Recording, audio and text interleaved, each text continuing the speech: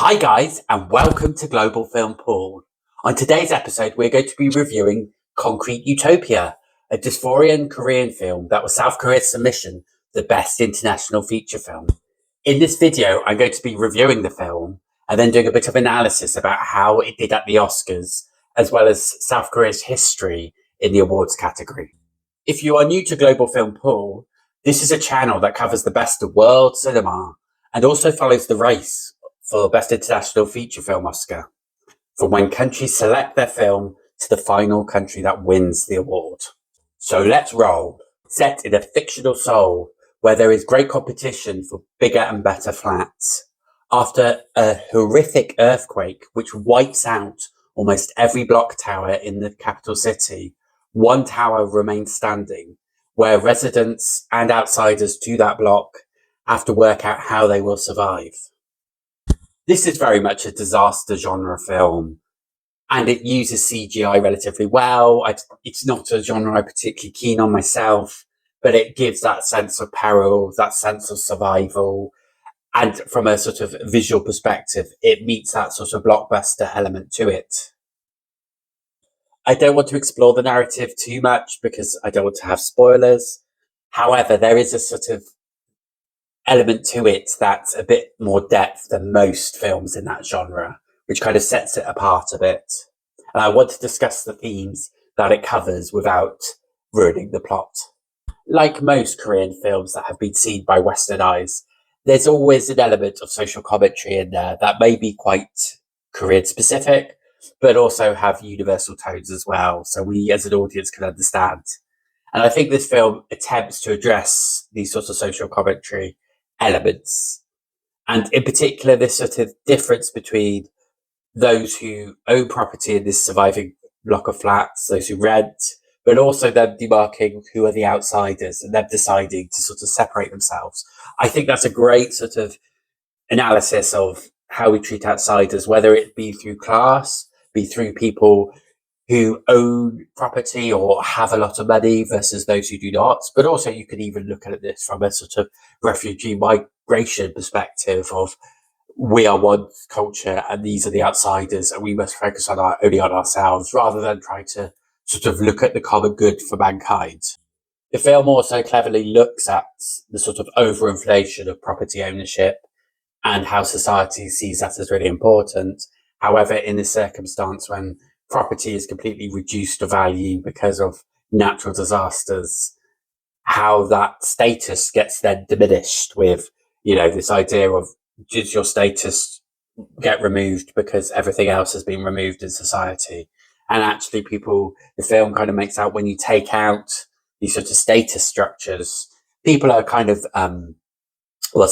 People are kind of like become more equal, as it were. The introduction of these concepts really shows that sort of worthlessness of class-based materialism, I think, where people who have property, who see themselves because they own property or they have nice things or they have a good job or whatever it might be, seem to in society be rewarded. And this film is saying when you take out that society and you're in the process of survival, it's meaningless and immaterial. And I suppose there's sort of an analogy with the triangle of sadness is when you take people who have loads of money out from that situation and it becomes a bit of a Lord of the Flies survival process. It changes that dynamic and shows the meaninglessness of class materialism. While the film does introduce these themes, it doesn't actually explore them in that much depth. It's quite a very surface level thing. And I think that's in keeping with the genre of the film. It doesn't try to overcomplicate these themes. It's just introducing these ideas. And I think there's many other Korean films who have explored these themes in a lot greater depth and have elevated them a lot more. This, at the end of the day, is a genre bit of fun that has a bit of a message, which enables you to think without overpowering the storyline. And to be honest, that's not my particular sort of bag. I don't particularly love those sort of films. I don't get the joy that many other people do. And that's just a personal preference. It's not a flaw of the film. So really, I find this film a bit sort of middle of the road. It's watchable. It's got an engaging narrative. It has some things to say on the surface. However, it doesn't make me think when the film's finished. it's entertainment rather than art, I would say. And I suppose if you put it in the context of this year's Oscar race, this is the 50th film I've seen out of all the submissions, and I would currently rank it 44th. This is not because it's a bad film. I just feel it's quite middle of the road. It does what it says on the tin. It introduces ideas, but doesn't necessarily elevate them, which is something I would want from a film. The submissions this year and in the last few years, a lot of them have elevated concepts and kind of moved towards the more art house side of the pendulum of film rather than sort of populist fun. And I think this film hasn't quite swung to the art house element, which would have done it better in the Oscars. So that's my thoughts for the film, but let's have a sort of more in-depth review how it's done at the Oscars. So let's take back about actually the Korean submission decision.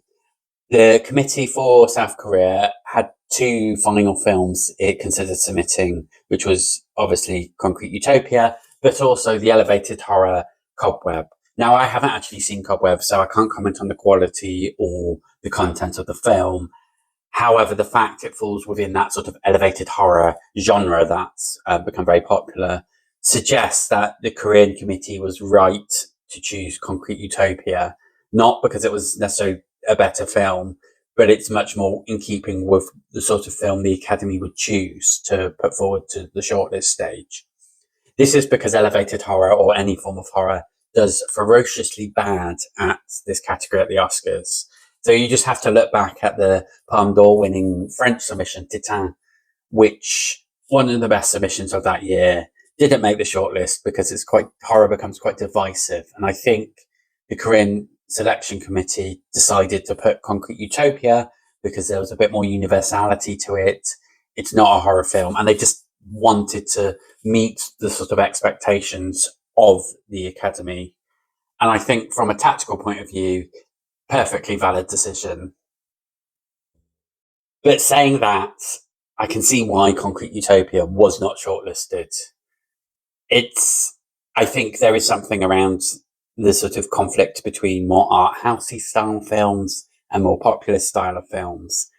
And I think this film in particular was trying to sort of swing the pendulum between the both, but actually ended up more tilted towards the populist element, which kind of gives it a bit of a disadvantage when you look at the shortlist of the last Oscars, where I think there's only one sort of populist, if I can call it that, type of film, which was The Promised Land, which was a very interesting story, but it didn't have much elevated or depth to it.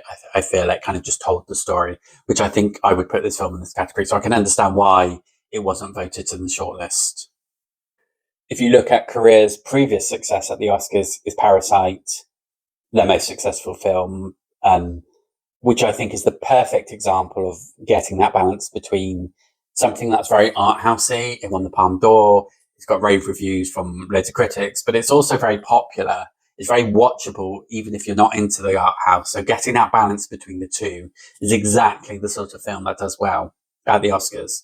And I think that's why Parasite had so much success in this category, because it did that. Concrete Utopia, not so much. It kind of swings too much to the popular side, which I think kind of made it not have much success. Talking of Parasite, I now want to move on to sort of do a bit of analysis of how Korea have done at the Oscars. And Parasite is their most successful submission ever. It obviously won Best International Feature Film, but it also won Best Director and 2 other awards from the 6 it was nominated in, which is groundbreaking for a non-English language film. And it's the most successful Best International Feature film, shall we say.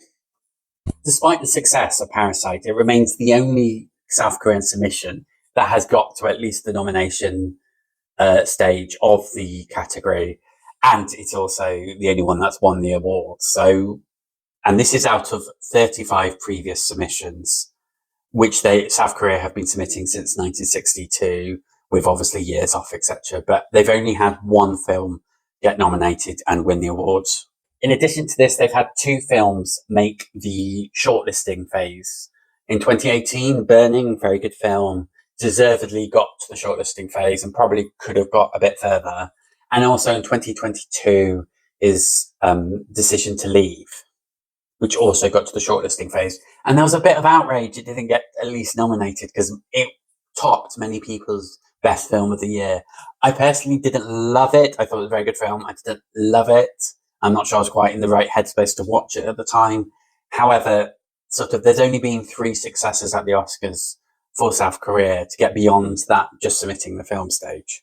So if we look at South Korea's performance on the global film pool ranking table, where I have taken every country in the world which have submitted a film for the best international feature film category and divvied up points based upon number of wins, number of nominations, number of shortlisted films, and number of submissions weighted towards those who are most successful, South Korea is the 31st most successful country, which I feel is a bit low considering the status of where South Korea is. And I want to explore why that might have happened.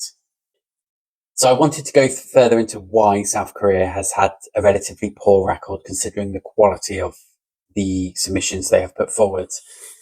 Their lack of success is not due to poor quality submissions. Spring, summer, autumn and winter and spring again is formidable, as is Bong Joon-ho's Mother, both films 9 out of 10 style films.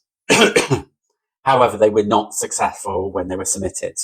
There's a wealth of South Korean directors that are very meeting the sort of high art, elevated films, but that are also popular.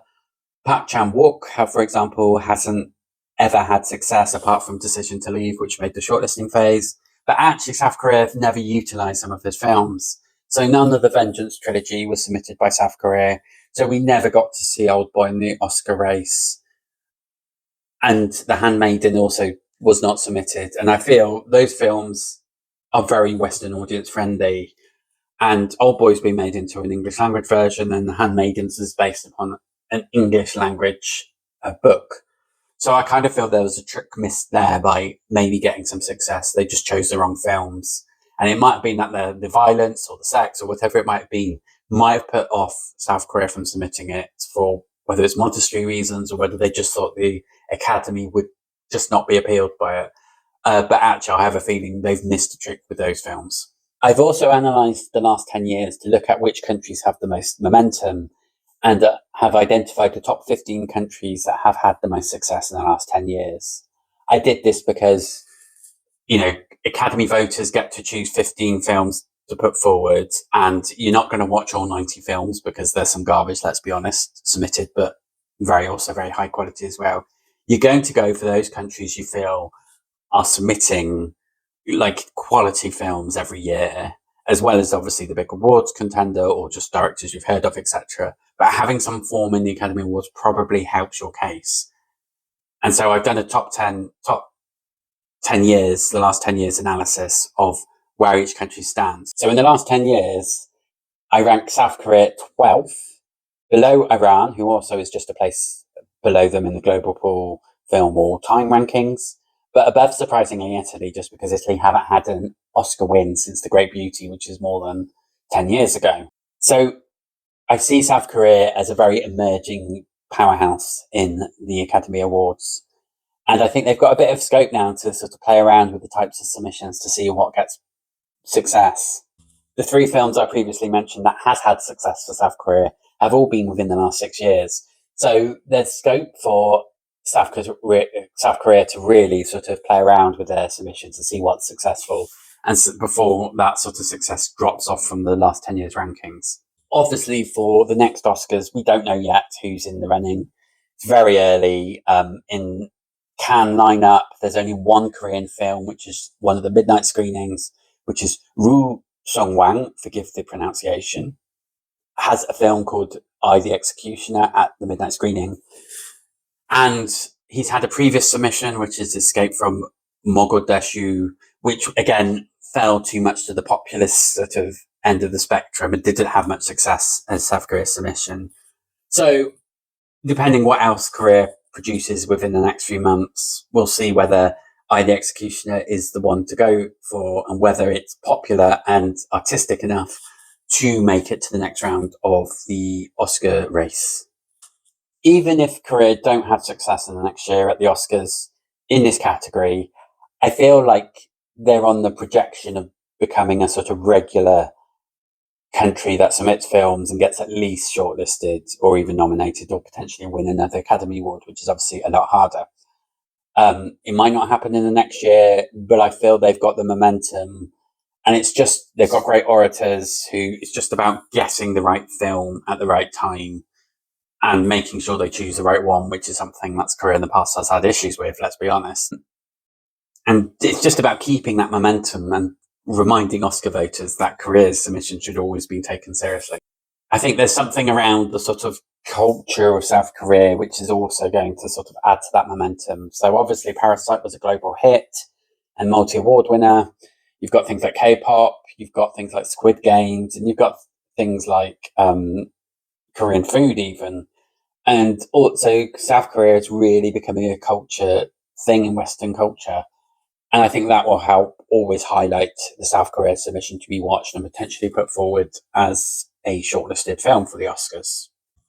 So I really, really hope South Korea can really build on the momentum they've had from Parasite, Decision to Leave, and even Burning, and start submitting the right films. And because they're being made in Korea, they've got the orators and they've got the culture significance to really have great success in the awards category. However, we will wait and see and continue following and subscribing to this channel to see more Oscar news and seeing the best of world cinema.